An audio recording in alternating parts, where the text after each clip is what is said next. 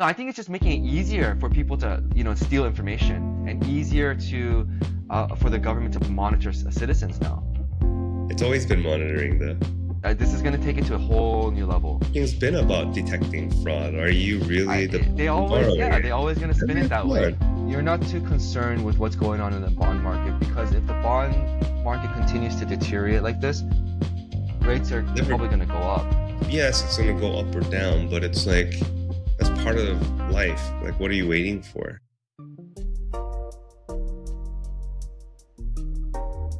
It looks like Fannie and Freddie might be going back to Wall Street and collabing with Palantir. Yes, that Palantir, for AI-powered fraud detection. Definitely not spying on citizens. The bond market is inverted, potentially signaling that the world has lost faith in the US. But don't worry, because Donnie T is going to use stolen Bitcoin to bring back faith in the US economy. Yeah, we've got a lot to talk about today. Hey, Jason. What's up, Peter? Good morning. Good morning. Good morning. So we got a lot of topics to talk about. Number one on the docket is Fannie and Freddie potentially being re-privatized, which is kind of funny because they're going public, right? It's not a private. They're not going to be private companies. They're going to be public companies. But yeah, I mean, there's a lot of news out there. Bottom line, how does it affect your mortgage, right? Or your opportunity for becoming a homeowner? What the bottom line, the real world question is. Let's sift through the noise, figure out what's real, what's not, and see what matters and get you into a home this year. But before we do that, if you are finding any value from what we're doing over here, please give us a like, subscribe to the channel, and share with a friend. Anything that you do to engage with the algorithm helps us a ton, and we really, really appreciate it. So yeah, subscribe, follow, share, even follow us on our socials. We're on Instagram, TikTok, obviously YouTube, where you're probably watching this right now. And yeah, let's get back to the show. Yeah, before we talk about implications, I think people need to get a quick a refresher on what is Fannie and Freddie. I'm sure people have heard of these terms or these names. Actually, maybe you should explain this, Jason. I think you do a better job of explaining this. I mean, I don't want to go too deep into it. It's basically who helps keep the market liquid. So Fannie and Freddie are one of the currently government-sponsored entities that buy mortgages and then securitizes them and sells it out to investors and large institutions and whoever else is out there, to keep our industry going. So like Fannie and Freddie are basically the conventional loan providers. So when you hear like traditional financing, like W-2 employee, hourly wage, simple, common, like more cookie cutter loans that a lot of people talk about, that's what Fannie and Freddie do. So what's going from, basically, I guess the news is they're taking it from the government's bailout, government-sponsored entity, insuring it that way, to moving it to a private company with now public. So yeah, I hope that simplifies it. Yeah, re-privatization doesn't mean that they're going to be private companies. It just means they're no longer going to be government-sponsored entities. But Donald Trump did say he will, what's the term? That he will maintain the intrinsic. It was something like implicit guarantees, just to make sure everything stays stable in the market. So it's like we're no longer trying to be. I guess so he's saying like the government's no longer trying to be in the business of mortgages, like like Fannie Freddie, go handle your business. If you need us, we'll be here to back you up fully, is what it sounds like. Mm-hmm. Again, or we'll see. Maybe manage them or still maintain the there's still oversight type, right? Oversight. Yeah. Mm-hmm. But it's like it's more so like, yes, we're gonna let you go, but it's more like the government will still be there to just make sure the market stays stable, Like don't overreact to it. Like they're going to be separated from us at the US government, but don't worry, they're going to be fully backed by the government. They're just trying to create a clear separation since the 2008 crisis. Yeah.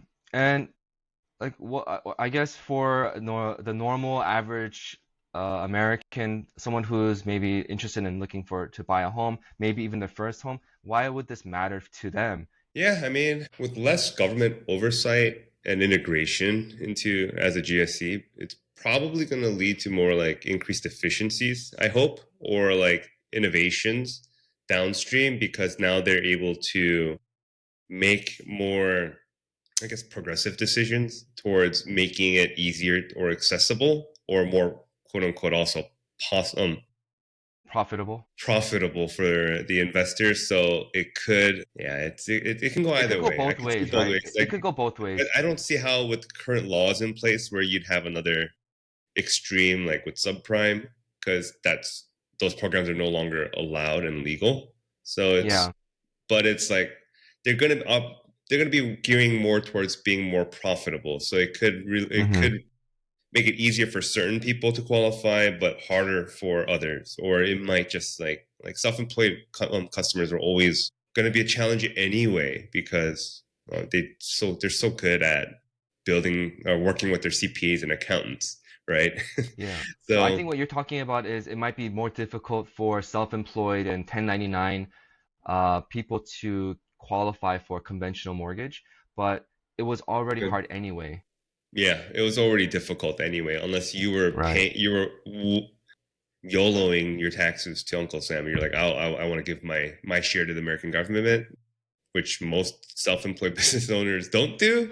So yeah, but for the general public, I think it's still going to be good. It's going to be still good access.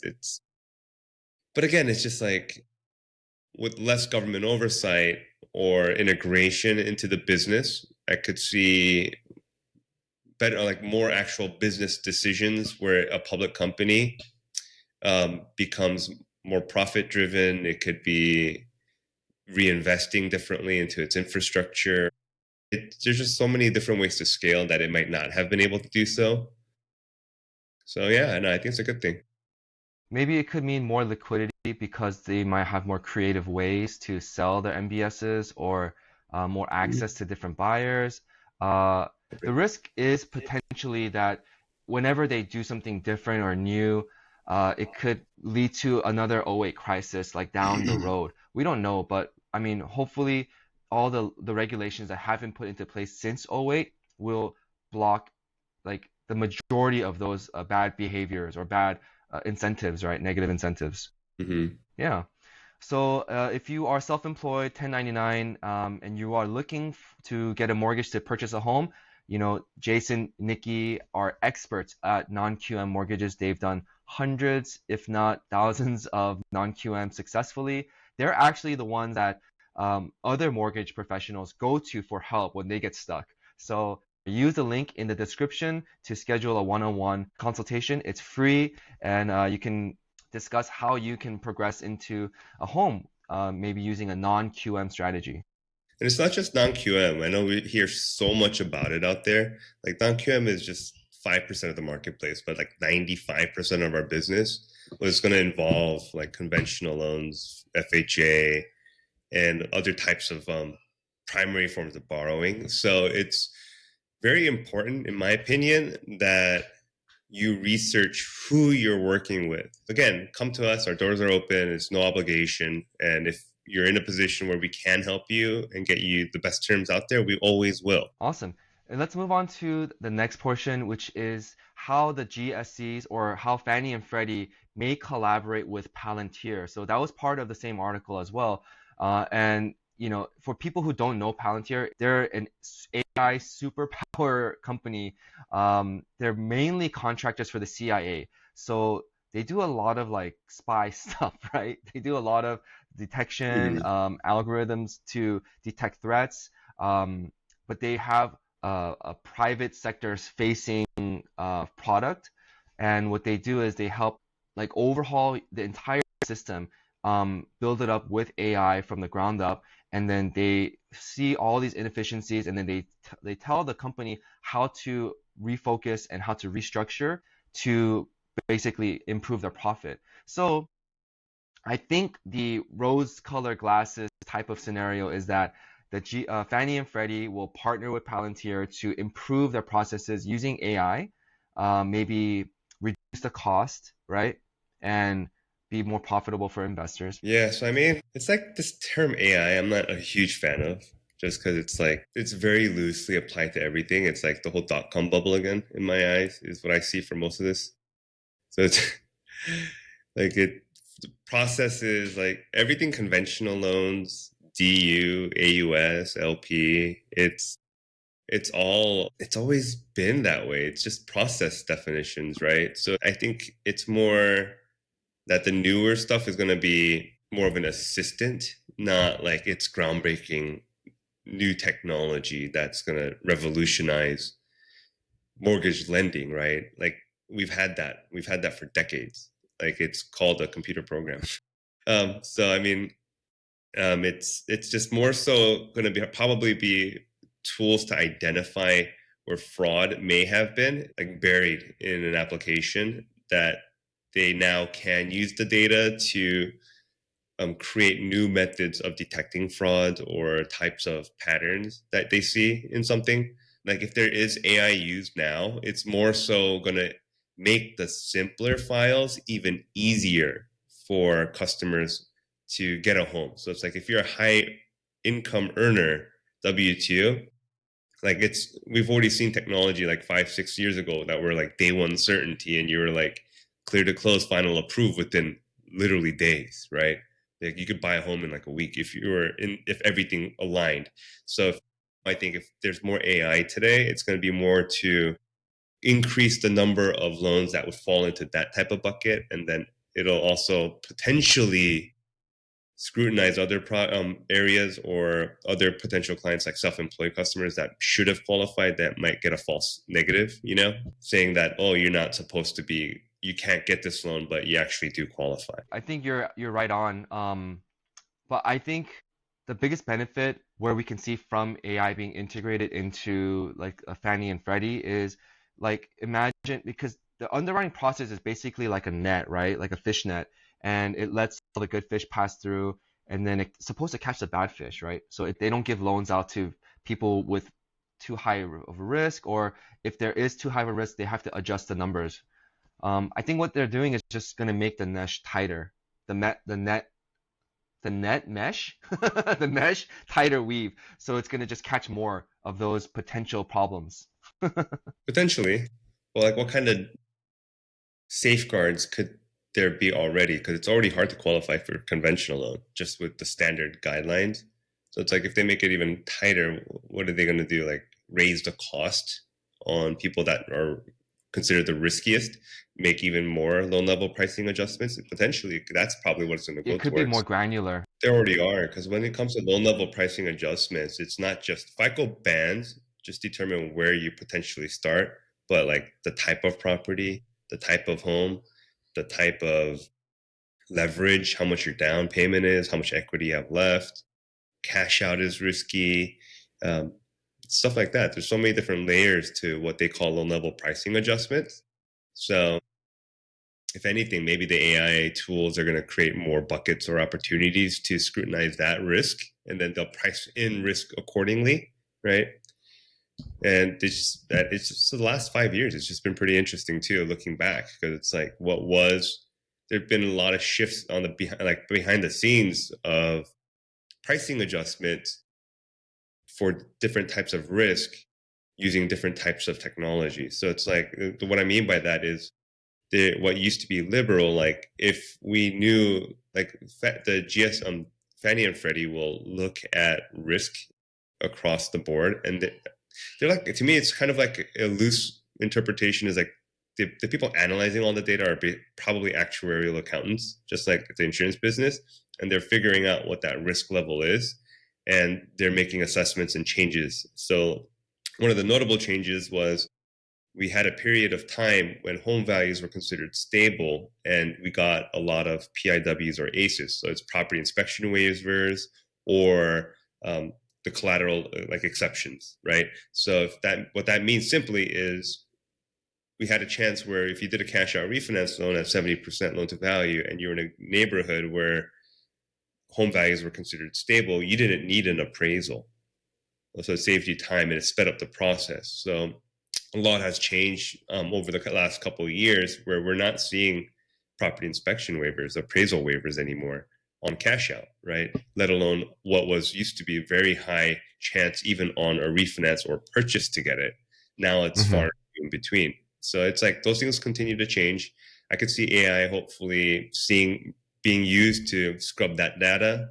Hopefully, like these are where I think they could, when if they went private, they'd have the ability to start maneuvering more creatively and then bring enhancements back to speed things back up. Because if they see Mm-hmm. that, you know what, this area, geographical region might be down, but this community has always consistently been high, so we'll give you back the PIWs or inspection orders, some stuff like that. I think it'll help them navigate better, or maybe it'll cause them to misinterpret and make things more complex than it needs to be.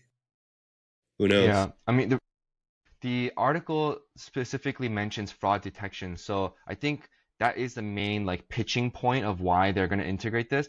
But in the back of my head, like the dark thoughts They've that I always been have, doing that. Everything's been about detecting fraud. Are you really the they person always, borrowing yeah, it? they always gonna I spin it mean, that come way. on. But the back of my head, like the dark thoughts that I have is like they're gonna use it to continue to gather more information, more data on just everyday Americans, because all so much information goes into these applications.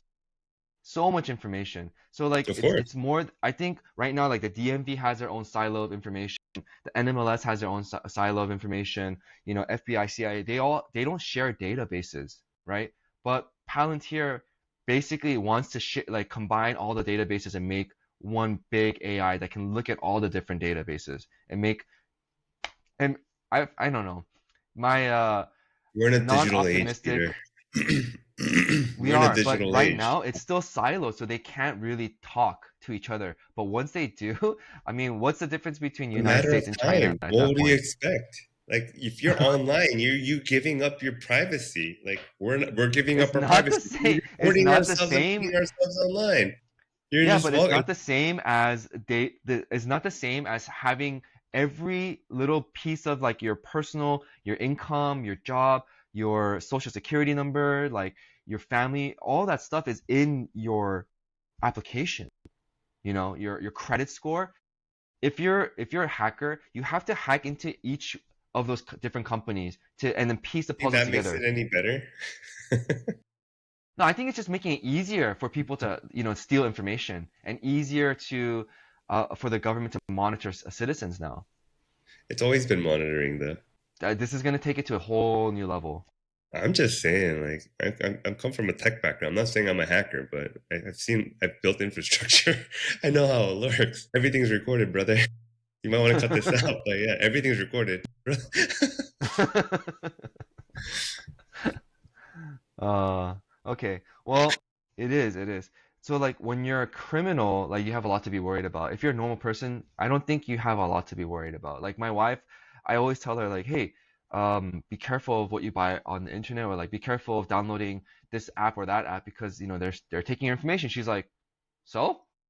Like what do I have to hide? I'm like, hmm I mean, I guess they can hack into your bank account, but I mean, Like that's a scary thing, actually. Like when it comes to like the bank stuff is what scares me the most, because like if someone steals your cash from your checking account, it's gone. Like you don't get that back.